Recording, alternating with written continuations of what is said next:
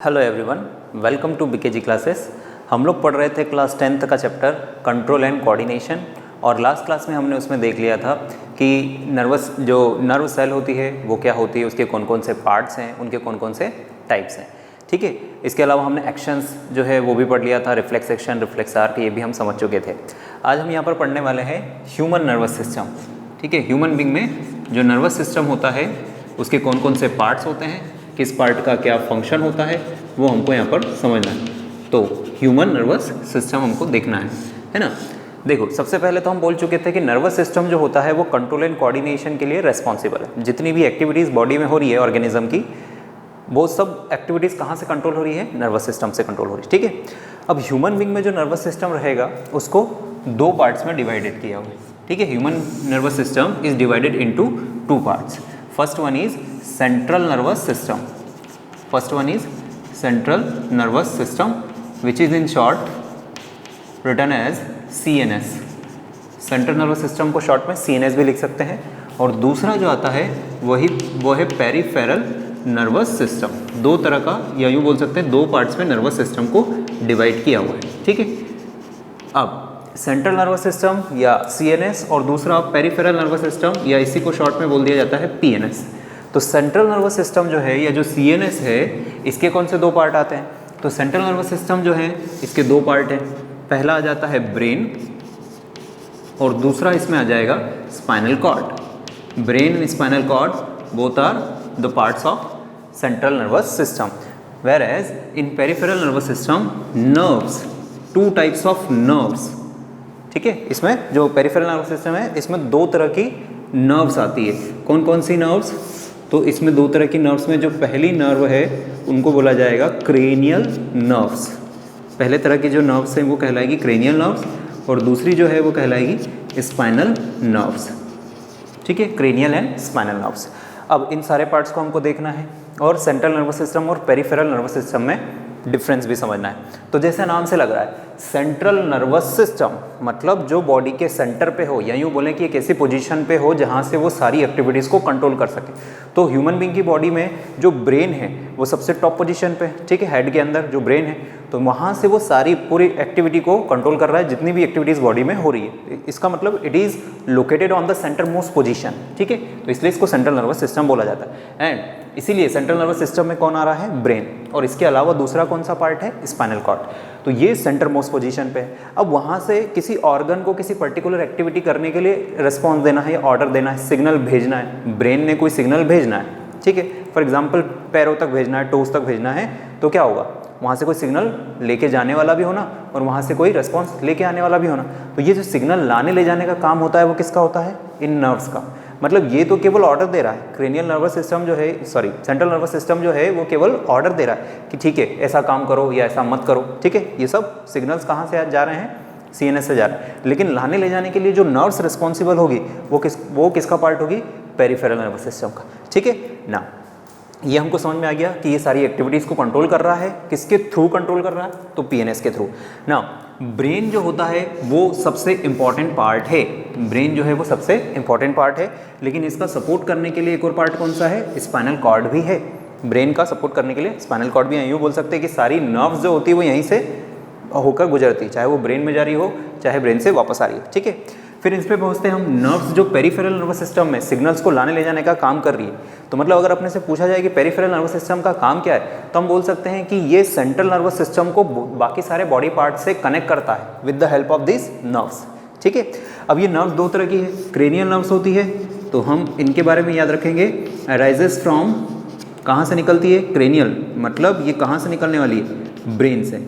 या तो ब्रेन से निकल रही है या ब्रेन में जाके जुड़ रही है। सेम, ये तो नाम से ही लग रहा है स्पाइनल नर्व्स। ये कहाँ से राइज हो रही होगी? Spinal cords. तो अगर कोई नर्व ब्रेन से निकल रही है या ब्रेन में जाके जुड़ रही है तो वो क्रेनियल नर्व कहलाएगी, जैसे कि ये है।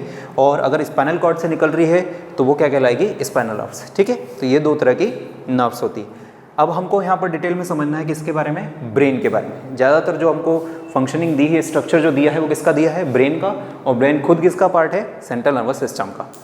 तो अब हम समझते हैं ब्रेन के बारे में। ब्रेन जो है सेंट्रल नर्वस सिस्टम का फर्स्ट पार्ट है।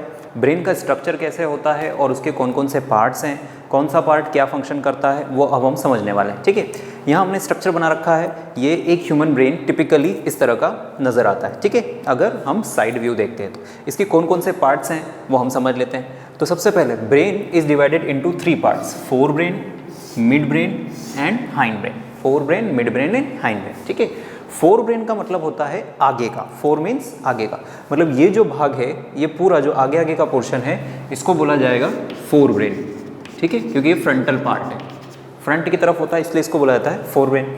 उसके बाद जो बीच में होता है उसको बोला जाता है मिड ब्रेन, जैसे यहाँ पर हमने लेबल किया हुआ है इसको, ये एकदम बीच में, मिडिल में, इसलिए इसको बोला जा रहा है मिड ब्रेन, ठीक है। और तीसरा जो होता है वो है हाइंड ब्रेन। हाइंड ब्रेन का मतलब हुआ जो पीछे की तरफ, तो ब्रेन में जो पीछे की तरफ वाला रीजन होता है इसको बोला जाता है हाइंड ब्रेन। इसमें 3 पार्ट्स आते हैं, पहला हो गया पोन्स, फिर मेड्यूला और तीसरा सेरिबेलम, ठीक है। ये तीनों पार्ट्स जो होते हैं वो किसके हैं? हाइंड ब्रेन के। तो फोर ब्रेन मतलब फ्रंटल पार्ट, मिड ब्रेन मतलब बीच में, और हाइंड ब्रेन मतलब पीछे की तरफ, ठीक है। अब इन तीनों पार्ट्स के जो सब पार्ट्स हैं उनके क्या क्या फंक्शन है वो हम समझने वाले हैं। जैसे सबसे पहला फोर ब्रेन है, तो फोर ब्रेन का जो फर्स्ट पार्ट होता है इसको बोला जाता है सेरिब्रम, ठीक है। फोर ब्रेन का जो फर्स्ट पार्ट है ये पूरा रीजन, इस पूरे रीजन को क्या बोला जाएगा? सेरिब्रम, जैसे यहाँ लिखा भी है, ये है सेरिब्रम, ठीक है। अब सेरिब्रम होता क्या है तो हम याद रखेंगे सेरिब्रम के बारे में, इसमें कई सारी न्यूरॉन्स का नेटवर्क होता है, नेटवर्क ऑफ न्यूरॉन्स, कई सारी न्यूरॉन्स जो होती है उसका पूरा एक कॉम्प्लेक्स नेटवर्क है। देख रहे हैं यहाँ पर, ये बड़ा कॉम्प्लेक्स सा नेटवर्क है, ये कई सारे न्यूरॉन से मिलकर बना हुआ। तो इसलिए हमने फर्स्ट पॉइंट सेरिब्रम के बारे में क्या बोला? Network of neurons. इसी के बारे में दूसरा हम याद रख सकते हैं, ये ब्रेन का लार्जेस्ट पार्ट है। ब्रेन में कई सारे पार्ट है, उसमें सबसे बड़ा पार्ट यही है, लार्जेस्ट पार्ट, इसी को बोलेंगे, ठीक है। फिर सेरिब्रम जो होता है वो 2 पार्ट्स में डिवाइडेड होता है, ठीक है, और उन दोनों पार्ट्स को हम बोलते हैं सेरिब्रल हेमिस्फीयर्स। ये बड़ा इंपॉर्टेंट पॉइंट है यहाँ पर कि जो सेरिब्रम के दोनों पार्ट्स हैं उनको क्या बोला जाएगा? सेरिब्रल हेमिस्फीयर्स, ठीक है। अब सेरिब्रल हेमिस्फीयर क्या है? तो यहाँ जो हमको दिखाया गया है वो तो अपने को साइड व्यू दिखा दी। अगर हम ब्रेन को टॉप से देखें या सामने से देखें तो हमको सेरिब्रल हेमिस्फीयर दिखाई देंगे। जैसे हमने अगर ऊपर से ब्रेन को देखा तो ब्रेन के 2 सेरिब्रल हेमिस्फीयर हमको कुछ इस तरह से नजर आएंगे, ठीक है। तो ये सेरिब्रल हेमिस्फीयर होते हैं, राइट सेरिब्रल हेमिस्फीयर और लेफ्ट सेरिब्रल हेमिस्फीयर, इन्हीं को बोला जाता है, ठीक है। तो cerebrum is divided into 2 parts which are known as cerebral hemispheres. अब सेरिब्रम के फंक्शन क्या होते हैं? सेरिब्रम जो है वो क्या फंक्शन परफॉर्म करता है, ठीक है। तो हम सेरिब्रम के अगर फंक्शन की बात करते हैं तो इसके कई सारे रोल हो सकते हैं, जिसमें से हम कुछ डिस्कस कर लेते हैं यहाँ पर। जैसे कि तो मेमोरी, कोई चीज़ अगर हमको याद रहती है तो वो इसके कारण होता है। फिर इंटेलिजेंट IQ की वैल्यू, या जिसको इंटेलिजेंट क्वेश्चन बोला जाता है, वो भी यहीं से है ना। किसी को अगर कैलकुलेशंस करना है तो वो भी यहीं से रेगुलेट हो रहा है, ठीक है। थिंकिंग पार्ट जो है वो भी है कि कई सारी जो हमारी थिंकिंग है वो यहाँ से रेगुलेट हो रही है। तो ऐसे बहुत से फंक्शन इसके हो सकते हैं, मेमोरी, IQ, कैलकुलेशन, थिंकिंग, ठीक है, इमोशंस, ऐसे यहाँ से रेगुलेशन चलता है। ये कौन से पार्ट की बात हुई? सेरिब्रम की, ठीक है। ये सेरिब्रम है और ये सेरिबेलम है, दोनों में फ़र्क है। सेरिब्रम खुद किसका पार्ट है? फोर ब्रेन का पार्ट है, ठीक है। इसके अलावा यहाँ पर आती है एक ग्लैंड जिसको हम बोलते हैं हाइपोथैलेमस, ठीक है। हाइपोथैलेमस जो है वो दोनों तरह के काम करता है, एक तो ब्रेन से रिलेटेड एक्टिविटी भी करता है, और दूसरा जब हम इसको एंडोक्राइन सिस्टम में पढ़ेंगे तो वहाँ पे भी इसके कुछ रोल हमको देखना है, ठीक है। हाइपोथैलेमस का यहाँ हम रोल बोल सकते हैं कि टेम्परेचर रेगुलेशन में हेल्प करता है बॉडी के, ठीक है।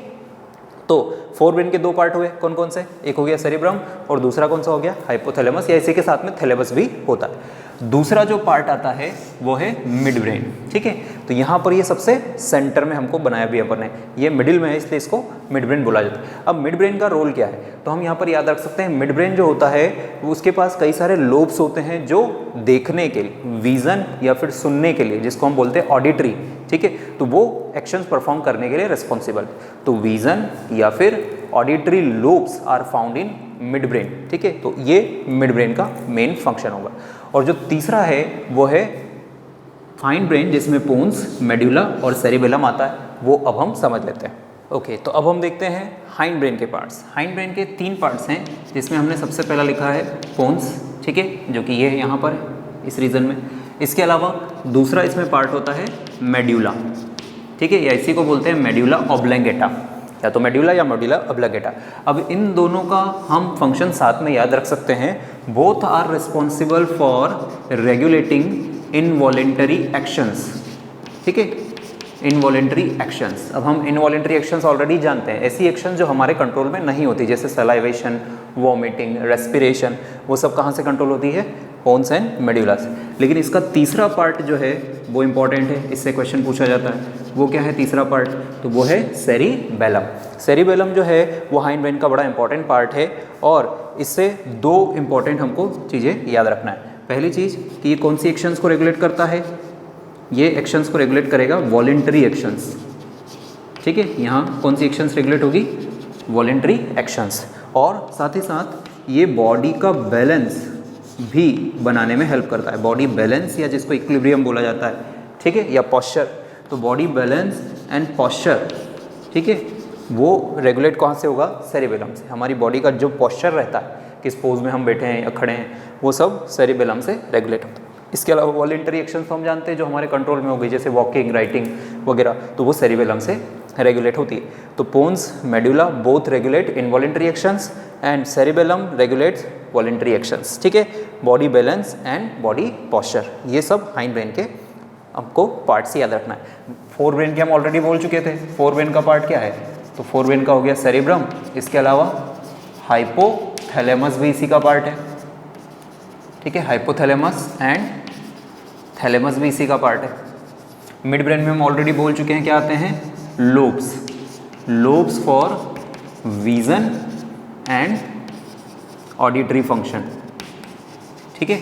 तो ये हमको याद रखना है। ये ब्रेन के अलग अलग पार्ट्स हो गए। मैंने सभी की लोकेशन भी आपको बता दी। ये हो गया क्या? ये हो गया पूरा सेरिब्रम, ठीक है। इसके अलावा ये मिड ब्रेन है ना, इसके अलावा ये हाइपोथैलेमस, थैलेमस और हाइपोथैलेमस दोनों यहीं होते हैं। फिर ये पिट्यूटरी ग्लैंड होती है जिसको हम एंडोक्राइन सिस्टम में पढ़ते हैं, है ना। फिर पोन्स, मेड्यूला और सेरिबेलम तीनों यहाँ, और ये है स्पाइनल कॉर्ड, ठीक है, स्पाइनल कॉर्ड। अब जितनी भी नर्व्स यहाँ ब्रेन में जा रही होगी या ब्रेन से आ रही होगी, वो सब एक बंच बनाकर स्पाइनल कॉर्ड में से जो है निकल रही है। यूँ बोल सकते हैं स्पाइनल कॉर्ड जो है वो नर्व्स का बंच ही है, ठीक है। और ये बॉडी में कहाँ पर होता है? बैक साइड में, ठीक है। अब पूरा ब्रेन जो है वो देखो कवर्ड है, किससे कवर्ड है? तो स्कल, एक बोन का बना हुआ स्ट्रक्चर है जिसको हम बोलते हैं स्कल। इसके बारे में हम आगे डिस्कस करेंगे। अभी हमने स्ट्रक्चर समझ लिया पूरे ब्रेन का, ठीक है। तो अब हम देख रहे हैं protection of nervous tissues. Nervous tissue basically हम बात कर रहे हैं ब्रेन और स्पाइनल कॉर्ड की, क्योंकि हमने देखा ब्रेन जो है वो सारी एक्टिविटीज़ को रेगुलेट कर रहा है। ब्रेन के जो अलग अलग पार्ट्स हैं उसमें से कुछ वॉलेंटरी एक्शंस को रेगुलेट कर रहे हैं, कुछ इनवॉलेंटरी एक्शंस को रेगुलेट कर रहे हैं, है ना। कुछ थिंकिंग या फिर मेमोरी या फिर हंगर, थर्स्ट, बॉडी टेम्परेचर, मतलब कुल मिलाकर जितनी भी एक्टिविटीज़ बॉडी में चल रही है उन सब के लिए कौन रिस्पॉन्सिबल है? या तो ब्रेन या फिर स्पाइनल कॉर्ड। इसका मतलब ये अगर ना हो या इनको अगर इंजरी हो जाए तो बॉडी की सारी जो एक्टिविटीज़ है उस पर फ़र्क पड़ेगा, वो डिस्टर्ब हो जाएगी। इसलिए इनको बड़ा प्रोटेक्ट करना ज़रूरी है, बड़े अच्छे से इनको प्रोटेक्ट करना ज़रूरी है, ठीक है। तो सबसे पहले हम पढ़ रहे हैं यहाँ पर ब्रेन का प्रोटेक्शन। तो अगर ब्रेन का प्रोटेक्शन देखते हैं तो इसको डबल प्रोटेक्शन मिला हुआ है। पहले मिला हुआ है इसको प्रोटेक्शन किससे? क्रेनियम से, ठीक है। या इसी को क्या बोला हुआ है? क्रेनियम को ही क्या बोला हुआ है? स्कल। जो हमने यहाँ पर देखा कि जो ब्रेन की पूरी कवरिंग, ठीक है, ये एक बोन का बना हुआ बॉक्स है, इसी को बोलते हैं क्रेनियम या स्कल, ठीक है। तो क्रेनियम या स्कल या इसी को हम बोल देते हैं बोनी बॉक्स। पहला तो ये हो गया। दूसरा, इसको प्रोटेक्शन मिला हुआ है एक फ्लूइड से जिसको बोला जाता है cerebro spinal fluid, cerebro spinal fluid, ठीक है, या शॉर्ट में इसी को बोल देते हैं CSF, सेरिब्रो स्पाइनल फ्लूइड। तो ब्रेन और इस बॉक्स के बीच में एक फ्लूइड भरा हुआ रहता है, ठीक है, जो शॉक एब्जॉर्प्शन का काम करता है। मतलब अगर कोई इंजरी होगी, कोई इम्पैक्ट होगा, तो जो भी शॉक लगेगा वो फ्लूइड एब्जॉर्ब कर लेगा, डायरेक्ट ब्रेन पे उसका असर नहीं होगा। इसलिए हम बोल सकते हैं कि ब्रेन जो है वो डबल प्रोटेक्टेड है। दूसरे की बात करते हैं अपन। दूसरा क्या है? Spinal cord. जो नर्वस टिश्यू दूसरा जो प्रोटेक्ट होगा वो कौन सा है? Spinal cord. जो हमने यहाँ पर देखा था कि ये स्पाइनल कॉर्ड है, ठीक है। तो spinal cord is protected inside vertebral column. जो रीढ़ की हड्डी होती है उसी को बोलते हैं वर्टिब्रल कॉलम, और उस रीढ़ की हड्डी के अंदर स्पाइनल कॉर्ड जो है वो प्रोटेक्टेड है। तो ब्रेन को भी बोन के बने हुए स्ट्रक्चर में प्रोटेक्ट किया है, स्पाइनल कॉर्ड को भी बोन के बने हुए स्ट्रक्चर में प्रोटेक्ट किया हुआ है, ठीक है। अब हम देख रहे हैं एक important heading, how does the nervous tissue cause action. Means कि अगर ब्रेन ने किसी पर्टिकुलर ऑर्गन को या किसी पार्ट को किसी एक्शन के लिए ऑर्डर दिया है तो वो ऑर्डर कैसे सक्सेसफुल होगा, वो ऑर्गन कैसे काम करेगा, ठीक है। तो इसके लिए हम एग्जांपल ले रहे हैं मसल्स का, कि अगर मसल्स को कॉन्ट्रैक्ट करना है तो कॉन्ट्रैक्ट करने का जो ऑर्डर आता है वो कहाँ से आता है, वो आएगा ब्रेन से, ठीक है ना। अगर कोई इम्पल्स ब्रेन से आया है तो वो कहाँ तक आएगा, मसल तक आएगा। तो मसल सेल के पास ऐसा क्या है कि वो मूव हो पाती है, ठीक है। तो यहीं पे हमको समझना है कि मसल्स जो होती है, मसल्स जो रहती है, इनके पास स्पेशल टाइप के प्रोटीन्स होते हैं जिनको बोला जाता है contractile proteins. Muscle cells have special proteins which are known as contractile proteins. Means जब भी कोई इम्पल्स आएगा या ब्रेन से कोई सिग्नल आया इन मसल्स के पास, तो ये जो कॉन्ट्रैक्टाइल प्रोटीन्स होते हैं ये अपना शेप और अरेंजमेंट चेंज कर लेते हैं, ठीक है। When a nerve impulse reaches to muscle cell, this contractile protein change their shape as well as arrangement. Shape और अरेंजमेंट चेंज कर लेंगे। जब इनका शेप और अरेंजमेंट चेंज हो जाएगा तब इनका जो ओरिजिनल स्ट्रक्चर है उससे ये शॉर्ट हो जाएंगे, ठीक है, मतलब ये छोटे हो जाएंगे, becomes short.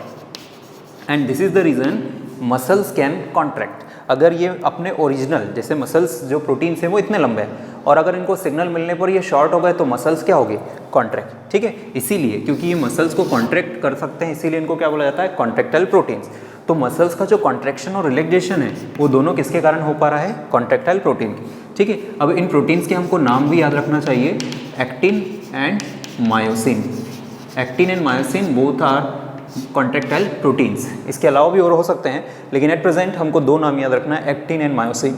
Myosin which are contractile proteins. तो अगर हमसे पूछ लिया जाए कि नर्वस टिश्यू एक्शन कैसे करवा पा रहा है, तो हमने मसल्स का एग्जांपल लेके बता दिया कि अगर मसल्स के पास कोई इम्पल्स पहुंचता है तो उसके पास कॉन्ट्रैक्टाइल प्रोटीन्स हैं और वो उस इम्पल्स की प्रेजेंस में अपना शेप और अरेंजमेंट चेंज कर लेंगे और कैसे हो जाएंगे, शॉर्ट हो जाएंगे। अगर शॉर्ट हुए दैट मीन्स वो क्या होगा, कॉन्ट्रैक्ट। शॉर्ट होने से वो क्या हो जाता है, कॉन्ट्रैक्ट। और इसीलिए इन प्रोटीन्स को हमने कॉन्ट्रैक्टाइल प्रोटीन्स बोला, ठीक है। इमीडिएटली अगर इम्पल्स हट गया, इम्पल्स हट भी गया तो वापस अपने ओरिजिनल शेप में आ जाएंगे, मतलब कॉन्ट्रैक्शन का अपोजिट हो जाएगा रिलैक्सेशन, ठीक है। अब हम नेक्स्ट टॉपिक स्टार्ट कर रहे हैं जो कि है कोऑर्डिनेशन इन प्लांट्स। प्लांट्स में कोऑर्डिनेशन के लिए कोई पर्टिकुलर नर्वस सिस्टम नहीं है, जैसा कि ह्यूमन बीइंग में ब्रेन है, स्पाइनल कॉर्ड है, ठीक है, या और भी जो पार्ट्स हैं, इस तरह का प्लांट में कुछ नहीं है, ठीक है। तो फिर प्लांट में कोऑर्डिनेशन कैसे होता होगा, कैसे इम्पल्स का कंडक्शन होता होगा, यहाँ पर हमको वो समझना है। पहली चीज़ हम यहाँ पर समझते हैं मूवमेंट के बारे में, ठीक है। मूवमेंट का मतलब होता है किसी बॉडी पार्ट का वहीं की वहीं रह के मूव होना, मीन्स इसमें प्लेस चेंज नहीं होती। एक होता है लोकोमोशन। लोकोमोशन में अगर जैसे मैं यहाँ से यहाँ आ गया, ठीक है, तो मतलब मेरी प्लेस चेंज हो गई, तो ये प्लेस जब चेंज होती है तो उसको बोला जाता है लोकोमोशन। लेकिन अगर मैं यहीं हूँ और ऐसे हाथ वेव कर रहा हूँ, ठीक है, तो ये क्या कहलाएगा, मूवमेंट। प्लांट में लोकोमोशन नहीं होता है, प्लांट में केवल क्या होता है, मूवमेंट होता है, ठीक है। अब ये मूवमेंट जो है ये दो तरह का हो सकता है। एक तो हो सकता है मूवमेंट डिपेंडेंट ऑन ग्रोथ। पहला जो होता है वो होगा मूवमेंट डिपेंडेंट ऑन ग्रोथ, ठीक है। और दूसरा जो होगा वो है मूवमेंट इंडिपेंडेंट ऑफ ग्रोथ। दोनों में फ़र्क है। पहला हो गया मूवमेंट डिपेंडेंट ऑन ग्रोथ और दूसरा मूवमेंट इंडिपेंडेंट ऑफ ग्रोथ, ठीक है। ऑफ ग्रोथ और ऑन ग्रोथ दोनों को समझ लेते हैं अपन। देखो, प्लांट में लोकोमोशन नहीं होता है, केवल क्या होता है, मूवमेंट, ठीक है। तो मूवमेंट डिपेंडेंट ऑन ग्रोथ, इसका क्या मतलब है, इसका ये मतलब है एक ऐसा मूवमेंट जो कब हो पाएगा, जब क्या हो रही हो, प्लांट की ग्रोथ हो रही हो। मतलब जब प्लांट ग्रो कर रहा होगा तभी मूवमेंट हो पाएगा। मीन्स अगर किसी प्लांट की कोई ब्रांच जो है वो ग्रोथ करते जा रही है तो हम बोल सकते हैं ना कि उसकी ब्रांच क्या कर रही है, मूव कर रही है। तो ये कहलाएगा मूवमेंट डिपेंडेंट ऑन ग्रोथ। इसके कई सारे टाइप्स भी जो अब हम देखेंगे, ठीक है। लेकिन उसके पहले जो एक सिंपल चीज़ है वो भी हम समझ लेते हैं, वो क्या है, दूसरे टाइप का मूवमेंट। प्लांट में जो दूसरे टाइप का मूवमेंट है वो इंडिपेंडेंट ऑफ ग्रोथ है, मूवमेंट इंडिपेंडेंट ऑफ ग्रोथ। अब इसका क्या मतलब है कि इसमें ग्रोथ और मूवमेंट का कोई रिलेशन नहीं है। हो सकता है कि ग्रोथ हो रही हो, मूवमेंट ना हो रहा हो, या ऐसा बोल सकते हैं कि मूवमेंट हो रहा हो, ग्रोथ नहीं हो रही, इसलिए यहाँ पर इंडिपेंडेंट वर्ड यूज़ किया है। तो मूवमेंट इंडिपेंडेंट ऑफ ग्रोथ जो है उसका एग्जाम्पल क्या है, तो इसका एग्जाम्पल हम याद रख सकते हैं, टच मी नॉट प्लांट, ठीक है, touch me not plant. Touch me not plant या फिर इसी को हम हिंदी में बोल देते हैं छुई का पौधा, और इसकी फैमिली हमको याद रखना है, it belongs to mimosa family. Touch me not plant या फिर इसकी फैमिली जो है मिमोसा फैमिली। अब इसको आपने देखा होगा कि अगर आप इस प्लांट को टच करते हो तो इसकी लीव्स क्या हो जाती है, बंद हो जाती है, क्लोज हो जाती है, ठीक है। तो क्लोज होने से हमको क्या दिख रहा है कि मूवमेंट तो हुआ है, पर क्या वो बड़ी हो जाती है? नहीं, उनमें ग्रोथ थोड़ी हुई। तो इसका मतलब ये केवल एक ऐसा मूवमेंट है जो जिसमें केवल मूवमेंट हो रहा है, ग्रोथ नहीं हो रही, ठीक है। जबकि इनकी जब हम बात करते हैं तो यहाँ मूवमेंट और ग्रोथ दोनों होती है, क्योंकि मूवमेंट डिपेंड ही कर रहा है किस पर, ग्रोथ पर। यहाँ टच मी नॉट प्लांट में जैसे अगर आपने जैसे उसकी लीफ को टच किया तो उसकी लीव्स क्या हो जाएगी, क्लोज हो जाएगी। दैट मीन्स मूवमेंट हुआ पर बड़ी तो नहीं हुई, इसका मतलब ग्रोथ नहीं होगी। इसलिए इस तरह के मूवमेंट को क्या बोलते हैं, मूवमेंट इंडिपेंडेंट ऑफ ग्रोथ, है ना। अब हमको ये भी दिमाग में क्वेश्चन उठना चाहिए कि टच मी नॉट प्लांट की लीव्स कैसे बंद हो पाई। तो हम याद रखेंगे इट डिपेंड्स ऑन वाटर, ठीक है। वाटर जो है वो तेज़ी से एक सेल से दूसरी सेल में, दूसरी सेल से तीसरी सेल में शिफ्ट होने लगता है। तो वाटर के मूवमेंट के कारण यहाँ पर जो है वो टच मी नॉट प्लांट की लीव्स क्लोज होती है, ठीक है। बुक में ये बात लिखी हुई है। तो याद रखेंगे मूवमेंट जो हुआ है वो ग्रोथ पे डिपेंड नहीं कर रहा है टच मी नॉट प्लांट में। और ये किसके कारण होता है, change in turgidity of cell. अगर सेल में पानी होता है तो उसको बोलते हैं हम टर्जिड सेल, और अगर उस टर्जिड सेल में से पानी निकल जाएगा तो इसका मतलब चेंज जो टर्जिडिटी है सेल की वो बदल गई, और इस कारण से लीव्स क्या हो जाती है, क्लोज हो जाती है, ठीक है। तो ये मूवमेंट इंडिपेंडेंट ऑफ ग्रोथ है। अब हम समझने वाले हैं मूवमेंट डिपेंडेंट ऑन ग्रोथ के जो सब टाइप्स हैं वो। अब हम देख रहे हैं मूवमेंट डिपेंडेंट ऑन ग्रोथ जो है उसके क्या क्या सब टाइप्स होते हैं। देखें, पहला तो हमने बोला था कि मूवमेंट डिपेंडेंट ऑन ग्रोथ, इसका मतलब इसमें ग्रोथ और मूवमेंट दोनों होंगे, ठीक है। और ऐसे मूवमेंट्स को हम क्या बोलते हैं, जिसमें ग्रोथ भी हो रही हो, साथ में प्लांट के किसी पार्ट की ग्रोथ भी हो रही हो, उनको बोला जाएगा ट्रॉपिक मूवमेंट, ठीक है। तो ट्रॉपिक मूवमेंट को डिफाइन कैसे करेंगे, तो ऐसे सारे प्लांट में होने वाले ऐसे सारे मूवमेंट जो किसी इन्वायरमेंटल स्टिमुलस के कारण हो रहा है, मतलब इन्वायरमेंटल ट्रिगर के कारण हो रहा है, उन सबको बोलेंगे हम ट्रॉपिक मूवमेंट्स, ठीक है। नाउ हमने एक वर्ड यहाँ पर यूज़ किया इन्वायरमेंटल ट्रिगर, है ना, इन्वायरमेंटल फैक्टर या ट्रिगर भी बोल सकते हैं। तो अगर इन्वायरमेंट के किसी फैक्टर के कारण प्लांट के किसी पार्ट में ग्रोथ हो रही हो, ठीक है, तो वो मूवमेंट क्या कहलाएगा, ग्रोथ हो रही मतलब मूवमेंट भी होगा, तो उसको हम क्या बोलेंगे, ट्रॉपिक मूवमेंट। अब इन्वायरमेंटल ट्रिगर क्या क्या हो सकते हैं और उस पर बेस्ड कौन कौन से ट्रॉपिक मूवमेंट होते हैं वो हम समझेंगे।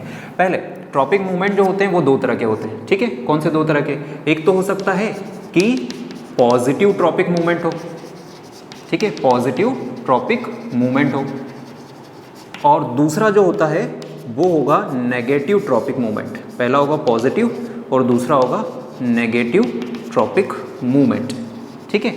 अब इन दोनों में क्या फ़र्क है, अगर कोई इन्वायरमेंटल स्टिमुलस की तरफ मूवमेंट हो रहा हो, किसी प्लांट पार्ट का इन्वायरमेंटल स्टिमुलस की तरफ ही मूवमेंट हो रहा हो तो उसको बोला जाएगा पॉजिटिव, ठीक है। मतलब जिस तरफ से, जैसे फॉर एग्जांपल इन्वायरमेंटल फैक्टर हमने मान लिया या ट्रिगर मान लिया सनलाइट, तो जिस तरफ से सनलाइट आ रही है अगर प्लांट भी उसी तरफ मूव कर रहा है तो उसको हम बोलेंगे पॉजिटिव ट्रॉपिक मूवमेंट, ठीक है। और अगर ऐसा हो कि जिस तरफ से फैक्टर आ रहा है या जिस तरफ से फैक्टर प्रेजेंट है उससे अपोजिट साइड प्लांट जा रहा है या प्लांट का कोई पार्ट जा रहा है तो उसको हम क्या बोलेंगे, नेगेटिव मूवमेंट, ठीक है। तो पॉजिटिव ट्रॉपिक मूवमेंट मतलब मूवमेंट टुवर्ड्स स्टिमुलस, जिस तरफ स्टिमुलस है उसी की तरफ मूवमेंट होना, तो उसको बोलेंगे मूवमेंट टुवर्ड्स स्टिमुलस। और नेगेटिव ट्रॉपिक मूवमेंट मतलब मूवमेंट अवे फ्रॉम स्टिमुलस, ठीक है ना, जिस तरफ स्टिमुलस है उससे अपोजिट साइड, तो अवे फ्रॉम स्टिमुलस, ठीक है। तो ये तो हो गए कौन, पॉजिटिव ट्रॉपिक मूवमेंट और नेगेटिव ट्रॉपिक मूवमेंट, इन्हीं को ट्रॉपिज्म भी बोला जाता है। अब इसके सब टाइप्स क्या क्या हैं वो हम देख लेते हैं। जैसे सबसे पहला इसमें टाइप हो जाएगा फोटोट्रॉपिक मूवमेंट, या इसी को बोलेंगे फोटोट्रॉपिज्म, ठीक है ना, फोटोट्रॉपिक मूवमेंट या फिर फोटोट्रॉपिज्म। यहाँ पर इन्वायरमेंटल स्टिमुलस क्या है, तो जो वर्ड लिखा है वही इन्वायरमेंटल स्टिमुलस है। फोटो का मतलब हमको पता है लाइट, यहाँ पर फोटो का मतलब क्या है, लाइट। तो अगर कोई प्लांट पार्ट लाइट के तरफ मूवमेंट करेगा तो उसको हम बोल देंगे पॉजिटिव फोटोट्रॉपिज्म, और अगर उससे अवे मूव करेगा तो वो नेगेटिव फोटोट्रॉपिज्म। नाउ सपोज ये हमारे पास कोई एक प्लांट है, ठीक है, ये प्लांट है और इसको हमने लगा दिया, इस सॉइल में लगा दिया। अब सन तो हमेशा ऊपर की तरफ ही होता है ना, तो इसका स्टेम जो है वो किस तरफ ग्रो करेगा, जिधर से सनलाइट आ रही है, जबकि रूट्स जो हैं वो इसकी किस तरफ ग्रो करेगी, नीचे की तरफ। तो stem is growing toward sunlight whereas root is growing away from sunlight. That means stem, इस पर्टिकुलर केस में स्टेम जो है वो कौन सा मूवमेंट शो कर रहा है, तो हम बोलेंगे positive phototropism. Stem is showing positive phototropism. जबकि यहीं पर रूट जो है वो कौन सा मूवमेंट शो करेगी, negative phototropism. Root is showing negative phototropism because it is growing away from the sunlight. ठीक है, तो अगर यहाँ इन्वायरमेंटल ट्रिगर हम क्या मान लें, फोटो या स्टिमुलस जो है वो क्या मान लें हम, लाइट, फोटो या लाइट, तब इस तरह का मूवमेंट क्या कहलाएगा, फोटोट्रॉपिक मूवमेंट या फिर फोटोट्रॉपिज्म। और इसमें स्टेम जो है वो पॉजिटिव फोटोट्रॉपिज्म शो कर रहा है because stem is growing towards light and root is growing away from light, therefore it is showing negative phototropism. पहला समझ में आया अपने को। दूसरा इसमें देखते हैं मूवमेंट ड्यू टू वाटर। ठीक है, तो ये हो गया हाइड्रोट्रॉपिज्म। हाइड्रो वर्ड का यहाँ पर मतलब क्या है, जैसे हमने फोटो वर्ड का मतलब लिखा वैसे हम यहाँ पर क्या समझ सकते हैं, हाइड्रो। हाइड्रो का मतलब क्या हो गया, वाटर। तो अगर प्लांट पार्ट का मूवमेंट किसके कारण हो रहा हो, वाटर के कारण हो रहा हो, तो इसको हम बोलेंगे हाइड्रोट्रॉपिज्म। ठीक है, नाउ इसी प्लांट के एग्जांपल में हम देख लेते हैं। अगर हमको ये पता है कि रूट्स जो है ना, वो सॉइल के अंदर जा रही है और वो किसकी तरफ ग्रो करती है, हमेशा वाटर की तरफ, क्योंकि रूट्स हमेशा वाटर एब्जॉर्ब कहाँ से करती है, सॉइल से। मतलब roots are growing towards water whereas stem is growing away from water. तो इस केस में उल्टा हो गया, कैसे, तो यहाँ पर हम बोल सकते हैं स्टेम, या अपन ऐसा लिखते हैं कि रूट जो है वो रूट जो है वो पॉजिटिव हाइड्रोट्रॉपिज्म शो कर रही है। ठीक है ना, क्यों पॉजिटिव हाइड्रोट्रॉपिज्म क्यों शो कर रही है, तो हमको दिख रहा है root is growing towards water, root is growing towards water, whereas stem जो है यहाँ पर कैसा मूवमेंट शो कर रही है, नेगेटिव हाइड्रोट्रॉपिज्म। ठीक है, स्टेम जो है वो नेगेटिव हाइड्रोट्रॉपिज्म शो करेगी, है ना। तो ये दूसरा टाइप हुआ फोटोट्रॉपिज्म के बाद हाइड्रोट्रॉपिज्म हो गया। तीसरा हम देखते हैं यहाँ पर जियोट्रॉपिज्म। ठीक है, तीसरा क्या आता है, जियोट्रॉपिज्म। जियो यहाँ पर मतलब है ग्रेविटी से। ठीक है, यहाँ पर जो इन्वायरमेंटल ट्रिगर है वो कौन सा है, ग्रेविटी। अब ये तो हमको पता है ग्रेविटी हमेशा किस तरफ डायरेक्शन में लगती है, नीचे की तरफ लगती है। मतलब रूट्स जो है वो वापस किस तरफ ग्रो हो रही है, रूट जो है वो ग्रेविटी की तरफ ग्रो कर रही है। मतलब roots are showing positive geotropism, whereas stem तो ऊपर की तरफ ग्रो करता है, तो ये ग्रेविटी के अगेंस्ट जा रहा है, मतलब stem is showing negative geotropism.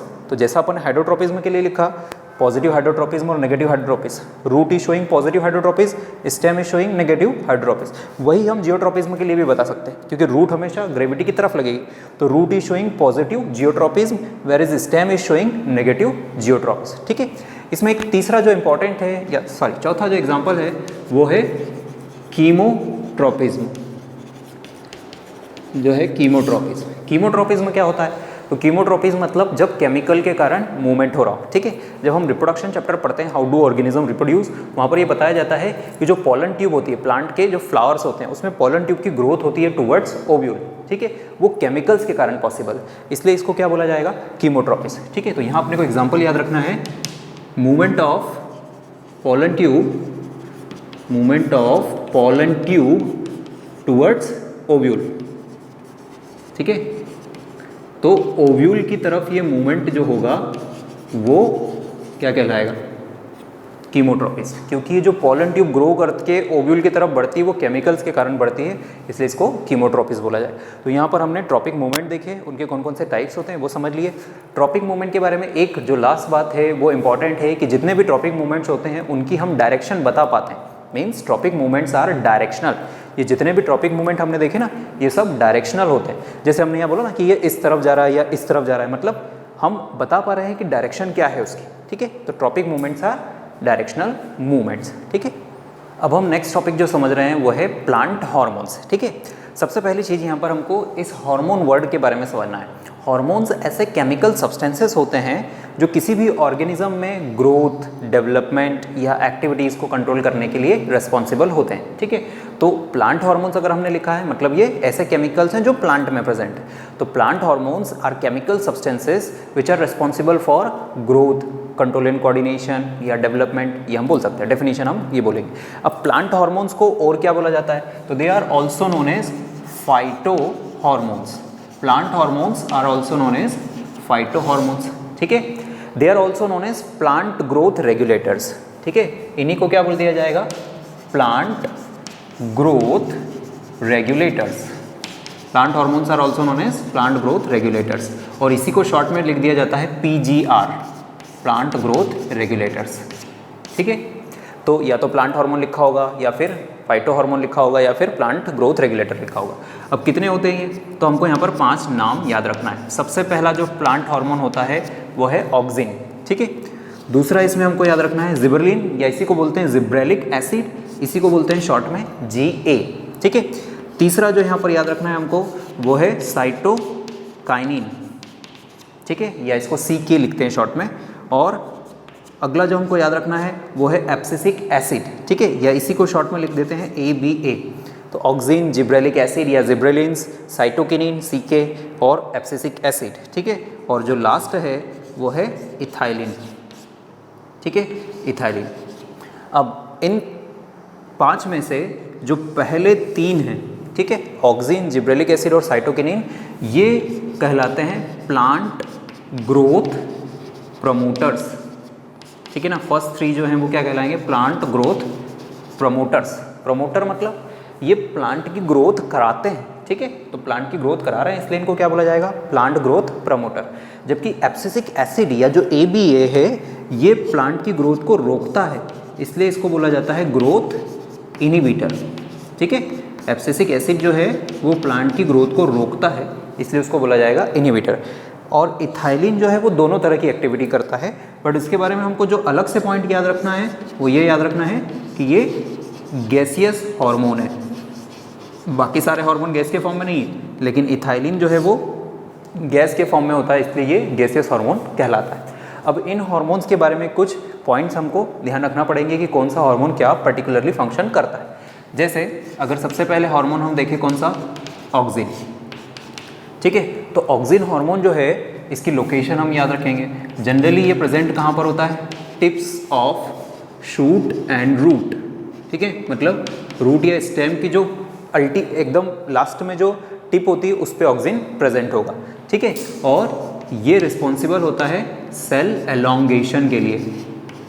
ठीक है ना, सेल एलोंगेशन। सेल एलोंगेशन मतलब सेल को लंबा करने के लिए, और इसीलिए इसका फंक्शन क्या होगा, तो हम बोल देंगे इसका फंक्शन होगा इंक्रीजेस लेंथ ऑफ प्लांट। ठीक है, अगर हमसे पूछ लिया जाए कि प्लांट की जो लेंथ बढ़ती है वो किस कारण से बनती है, तो हम बोलेंगे ऑक्सिन के। हमने एक सीड लगाया और उस सीड में से जब प्लांट बनता है तो धीरे धीरे क्या होता जाता है, उसकी लंबाई बढ़ती जाती है। तो वो लंबाई जो बढ़ती है वो ऑक्सिन के कारण ही बढ़ती है, क्योंकि सेल्स को एलोंगेट करने का इसका एक काम होता है। ठीक है, अब ऑक्सिन से रिलेटेड हमको एक इम्पॉर्टेंट पॉइंट याद रखना है। ठीक है, वो क्या है कि ये रिस्पॉन्सिबल होता है स्टेम की बेंडिंग के लिए। ठीक है, तो हम वही लिख रहे हैं, it is responsible for bending of shoot या स्टेम। ठीक है, एक ही बात, शूट टूवर्ड्स, ये किसकी तरफ, लाइट की तरफ स्टेम को झुका सकता है ना। तो auxin is responsible for bending of shoot towards light. How it is possible. Now हम ये कंसिडर कर सकते हैं कि ये एक रूम है और यहाँ पर हमने एक प्लांट लगा दिया। ठीक है, एक हमने गमला जो है एक पॉट लिया और इसमें हमने यहाँ पर एक प्लांट लगा दिया। ठीक है, ये प्लांट लगाया हुआ है। अब इस प्लांट के बारे में कि ये प्लांट जो है, क्योंकि बाकी तरफ से तो रूम क्या है, बंद है, लेकिन यहाँ पर एक विंडो है। ठीक है, यहाँ एक विंडो है और इस विंडो में से सनलाइट आ रही है। ठीक है, तो यहाँ पर मान लिया कि ये सन है और इससे क्या आ रही है, सनलाइट आ रही है। सन है और उससे ये सनलाइट अंदर की तरफ आ रही है। जब सनलाइट अंदर आएगी तो ये प्लांट हमको बैंड होता हुआ दिखाई देगा। The plant will look like bending towards that sunlight. How it is possible कि ये प्लांट जो है वो उस तरफ या सनलाइट की तरफ बेंड हो रहा है, मतलब ये क्या कर रहा है, ये होगा फोटोट्रॉपिज्म, पॉजिटिव फोटोट्रॉपिज्म। हमने पढ़ा है अभी कि अगर जिस तरफ से इन्वायरमेंटल स्टिमुलस आ रहा है उसी तरफ मूवमेंट हो रहा हो तो उसको हम बोल सकते हैं क्या, पॉजिटिव मूवमेंट। ठीक है, लाइट के कारण हो रहा है तो positive phototropism. But how auxin is responsible for this bending, ये बेंडिंग जो हुई है उसके लिए ऑक्सिन रिस्पॉन्सिबल है। कैसे, तो वो समझते हैं। ऑक्सिन जो है वो एक लाइट सेंसिटिव हार्मोन होता है, मतलब जिस तरफ से लाइट आ रही है उससे ये अपोजिट साइड चले जाता है। तो यहाँ पर हम बोल सकते हैं कि ये वाली साइड जो है उसमें क्या आ रही है, लाइट आ रही है, और ये वाली जो साइड है ये शेडी साइड है क्योंकि इस तरफ लाइट नहीं है। तो auxin will diffuse from light side to shady side, जिस तरफ लाइट आ रही है उससे अपोजिट साइड में वो शिफ्ट हो जाएगा। अब क्योंकि ऑक्सिन इस तरफ आ गया इस तरफ की सेल्स को वो क्या करते जाएगा, एलोंगेट करते जाएगा। ऑक्सिन केवल एक ऑक्सिन का मेन काम क्या है, एलोंगेशन, और ऑक्सिन केवल एक ही तरफ है, किस तरफ है, शेडी साइड। तो एक तरफ की सेल्स मतलब ये शेडी साइड वाली जो सेल्स हैं वो सब क्या होते जाएगी, एलोंगेट होते जाएगी, और दूसरी तरफ वाली सेल्स क्या रह जाएगी, कंपैरेटिवली छोटी रह जाएगी। ठीक है, एक तरफ की सेल्स तो एलोंगेट होते जा रही, लंबे होते जा रही, लेकिन दूसरी तरफ वाली सेल्स क्या है, छोटी रहेगी, और इस कारण से वो प्लांट जो है वो धीरे धीरे क्या हो जाएगा, बेंड हो जाएगा, क्योंकि यहाँ की सेल्स सारी एलोंगेट हो गई और इधर की सब छोटी रह गई दूसरी तरफ, तो ये प्लांट धीरे धीरे करके क्या हो जाएगा, बेंड हो जाएगा। और इसीलिए कहते हैं कि auxin is responsible for bending of shoot towards sunlight. ठीक है, ये ऑक्सिन के बारे में हमको सारे पॉइंट्स याद रखना है, ये बेंडिंग वाला क्वेश्चन अक्सर पूछा जाता है। तो अब अगला हम हार्मोन जो है समझ रहे हैं वो है जिब्रेलिक एसिड या जिब्रेलिन। ठीक है, इसको शॉर्ट में जिब्रेलिक एसिड बोला जाता है। इस जिब्रेलिक एसिड के बहुत से टाइप्स होते हैं, हंड्रेड्स ऑफ टाइप्स इसके अवेलेबल हैं, बट हम जो जिब्रेलिक एसिड है वो इन जनरल समझें। तो जिब्रेलिक एसिड जो है वो लगभग सारे पार्ट्स में होता है, बट ये मेनली स्टेम या ब्रांचेस में मिलेगा। ठीक है, और इसका जो फंक्शन है क्या, कि ये प्लांट की गर्थ इंक्रीज करता है। ठीक है, जैसे हमने बोला ऑक्सिन लेंथ इंक्रीज करता है, उसको उसके अपोजिट जो गर्थ इंक्रीज करने का, गर्थ या बोल सकते हैं विड्थ, तो लंबाई बढ़ाना है तो ऑक्सिन, लेकिन अगर उसकी मोटाई बढ़ाना है, ठीक है, गर्थ जो ओवरऑल प्लांट के स्टेम की बढ़ती है वो किसके कारण बढ़ती है, जिब्रेलिक एसिड के कारण। इसके बाद जो तीसरा हार्मोन आता है वो है साइटोकाइनिन। जो अगला हार्मोन आ गया वो क्या है, साइटोकाइनिन। साइटोकाइनिन जो है तीसरा, ये भी ग्रोथ प्रमोटर है। ठीक है, देख रहे हैं अपन, ऑक्सिन भी लंबाई बढ़ा के ग्रोथ कर रहा है, ये भी जो है गर्थ बढ़ा के ग्रोथ कर रहा है। वैसे साइटोकिनिन भी जो है वो रिस्पॉन्सिबल होता है सेल डिवीज़न के लिए। ऐसा बोल सकते हैं कि cytokinin is responsible for rapid cell division. ठीक है ना, cytokinin is responsible for rapid cell division. Rapid cell division का मतलब तेजी से सेल्स को डिवाइड करना। और ये किन पार्ट्स में होगा, तो ये किन पार्ट्स में होगा, तो हम बोल सकते हैं फ्रूट्स, ठीक है, सीड है ना, यंग लीव्स। तो ऐसी जगह है जहाँ पर तेज़ी से सेल को डिवाइड करने की ज़रूरत है, वहाँ सब जगह कौन सा हार्मोन होगा, साइटोकाइनिन होगा। ये याद रखना है, cytokinin is responsible for rapid cell division in fruit, seed, young leaves etcetera. ठीक है, फिर आता है अगला हार्मोन जिसको हम बोल रहे हैं एब्सिसिक एसिड या फिर ABA। एब्सिसिक एसिड या फिर ABA। तो एब्सिसिक एसिड कोई ग्रोथ को बढ़ा नहीं रहा, बट एक्चुअल में ये क्या है, ग्रोथ को रोकने वाला, तो इसलिए क्या कहलाएगा, ग्रोथ इनहिबिटर कहलाएगा। ठीक है, abscisic acid is growth inhibitor. ठीक है, नेक्स्ट जो कि लास्ट हार्मोन है वो है इथाइलिन। ठीक है, इथाइलिन। इथाइलिन जो है हमने पहले ही बोला कि किस तरह का हार्मोन है, गैसियस हार्मोन। तो एक पॉइंट तो इसमें ये याद रखना है कि ethylene is a gaseous hormone. ठीक है, ethylene is a gaseous hormone. और दूसरा पॉइंट इसमें याद रखेंगे इथाइलिन के अलावा, मतलब गैसियस हार्मोन के अलावा, कि it is responsible for ripening of fruits. Ripening of fruits, तो जो फलों को पकाने के लिए रिस्पॉन्सिबल है हार्मोन, वो कौन सा है, इथाइलिन। ऐसा आपने देखा होगा कि कुछ बनानाज है या कुछ और भी फ्रूट है, मैंगोज है फॉर एग्जांपल, अगर उनके साथ कच्चे हैं वो, लेकिन उनके साथ हमने एक पका हुआ जो फल है वो भी रख दिया, तो क्या होगा, वो जो पका हुआ फल है उसमें से गैस रिलीज होती रहती है, कौन सी, इथाइलिन। वो दूसरे जो कच्चे हैं, अनराइपन्ड है, उनको भी राइपनिंग में हेल्प करेगी इथाइलिन गैस। ठीक है, तो ये सारे हार्मोन्स के फंक्शन हमको याद रखना है, पूछे जाते हैं। Thank you.